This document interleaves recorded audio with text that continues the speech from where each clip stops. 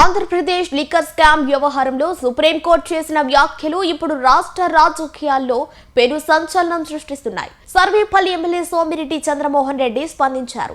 అమరావతిలో ఏర్పాటు చేసిన మీడియా సమావేశంలో ఆయన మాట్లాడుతూ సుమారు 3,500 కోట్ల రూపాయల భారీ అవినీతికి పాల్పడిన జగన్మోహన్ రెడ్డి ప్రజలకు క్షమాపణ చెప్పి రాజకీయాల నుండి తప్పుకోవాలని డిమాండ్ చేశారు. ఢిల్లీ లిక్కర్ స్కామ్ లో సీఎం స్థాయి వ్యక్తులే జైలుకు వెళ్లినప్పుడు అంతకంటే పెద్ద స్కామ్ జరిగిన ఏపీలో జగన్ రెడ్డికి ప్రత్యేక చట్టాలు ఉంటాయా అని ఆయన ప్రశ్నించారు. ఈరోజు సుప్రీంకోర్టు లిక్కర్ స్కామ్ లో చాలా స్పష్టంగా డెసిషన్ ఇచ్చింది. ఒకటి, రాజకేశ్వర రెడ్డికి బెయిల్ ఇచ్చేది లేదు. 2, ఇది 3,500 కోట్ల స్కామ్. 3, రాజకీయ నాయకులు అధికారులు అండలేకపోతే ఇంత పెద్ద స్కామ్ జరగదు అన్నారు. అంటే 3,500 crores సిట్ విచారణలో ఎంతమంది, మిథున్ రెడ్డి, ధనంజయ రెడ్డి, మిగతా చెవిరెడ్డి భాస్కర్ రెడ్డిలు, ధనంజయ రెడ్డిలు, వీళ్ళందరూ బెయిల్ మీద వచ్చారు. రాజకేశ్వర రెడ్డి 10 నెలల నుంచి జైల్లో ఉన్నాడు. 3,500 crores అని సుప్రీంకోర్టు న్యాయమూర్తుల నోటి గుండా అతి పెద్ద స్కామ్ అని చెప్పిన తర్వాత ఆనాడు ముఖ్యమంత్రి ఎవరు, రాజకీయ నాయకులు బ్యాక్గ్రౌండ్ అని చెప్పి సుప్రీంకోర్టు కామెంట్ చేస్తే ఇంత పెద్ద స్కామ్ ఎవరి గవర్నమెంట్ లో జరిగింది, ఎవరు ముఖ్యమంత్రి, ఏం చేస్తున్నారు మీరు?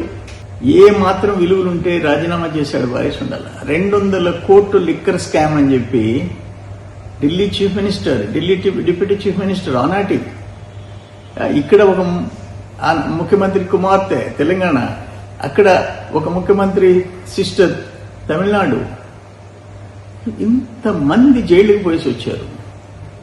ఏం ప్రత్యేకమైన చట్టాలు ఆనాటి ఆంధ్రప్రదేశ్ ముఖ్యమంత్రిగా జగన్మోహన్ రెడ్డికి ఏమైనా ఉన్నాయా? తల దించుకొని ప్రజలకు క్షమాపణ చెప్పి రాజీనామా చేసి ఉండాలి. ఇది ఒక్కటి ఓన్లీ 3,500 రూపీస్ స్కామ్ కాదు ఇది. దీంతో పాటు కొన్ని వేల మంది ప్రాణాలు తీసిన కుంభకోణం, కొన్ని లక్షల మంది అనారోగ్యానికి కారణమైన కుంభకోణం, అనేక మంది ఆర్థికంగా కుటుంబాలు నలిగిపోయేదానికి కారణం, పైశాచికంగా ఒక కల్తీ మద్యము పేదోళ్ళ నోట్లో పోసి నా ఎస్సీలు నా ఎస్టీలు అన్న ఆనాటి ముఖ్యమంత్రి ఈరోజు ఏం సమాధానం చెప్తారు మీరు? ఇంత పెద్ద భారీ కుంభకోణం వెలుగులోకి వచ్చిన తర్వాత ఇంకా మీరు నోరు పారేసుకుంటుంటే క్షమించరాని దోపిడీ ఇది తీవ్రంగా తీసుకోవాలా. ప్రజలు కూడా మంచి గుణపాఠం చెప్పారు, అయినా మీలో మార్పు రాలేదు. ఫైనల్ గా నేను ఒకటే డిమాండ్ చేస్తున్నా, దీని అంతటికీ కారణం లక్షలాది మంది అనారోగ్యానికి, వాళ్ళ ప్రాణాలు, వేలాది మంది ప్రాణాలు పోయేదానికి, వాళ్ళ ఆర్థిక పరిస్థితులు చిన్నాభిన్నమయ్యేదానికి నువ్వు కారణం. 3,500 కోట్లు ఆషామాషి కాదు.